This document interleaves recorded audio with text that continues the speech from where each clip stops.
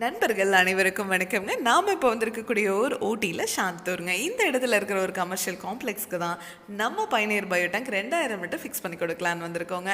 டெய்லியும் 15 பேர் வரைக்கும் யூஸ் பண்ணுறதுக்கு இந்த டேங்க் சைஸே போதுமானதுங்க. இந்த இடத்துல இருக்க பாத்வேல தான் நம்ம இந்த டேங்கை ஃபிக்ஸ் பண்ணி கொடுத்துட்ருக்குறோம். இதுக்கு மேலே நீங்கள் 10 டன் வரைக்கும் வெயிட் வச்சா கூட ஒன்றும் ஆகாதுங்க.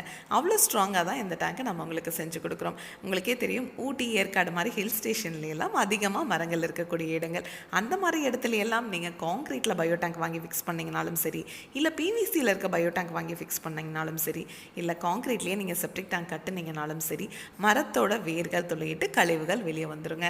ஆனால் நம்ம பயணியர் பயோடேங்கை நம்ம 3 லேயர் எஃப்ஆர்பி மெட்டீரியலில் செஞ்சுருக்கிறதுனால வேர்கள் இதில் டச் ஆச்சுன்னா கூட அது ஆப்போசிட் டைரக்ஷனில் தான் தள்ளிவிடுமோ வழிய இந்த டேங்குக்குள்ளே வேர்கள் இறங்காது.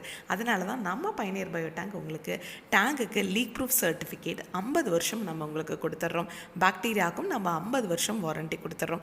மீதி எந்த பயோடேங்க் வாங்கினீங்கனாலும் சரி, பாக்டீரியாவை நீங்கள் 6 months ஒன்ஸ் ரீஃபில் பண்ணிகிட்டே இருப்பீங்க. ஆனால் நம்ம பயணியர் பயோடேங்கை பொறுத்த வரைக்கும் இந்த டேங்கை க்ளீன் பண்ணுறதோ இல்லை மெயின்டெனன்ஸ் பண்ணுறதோ எதுவுமே தேவையில்லைங்க. இதை பற்றி உங்களுக்கு ஃபுல் வீடியோ தேவைப்படுது அப்படின்னா பயணியர் பயோ செப்டிக் டேங்க்குங்கிற யூடியூப் சேனலுக்கு போய் பாருங்கள். Thank you friends.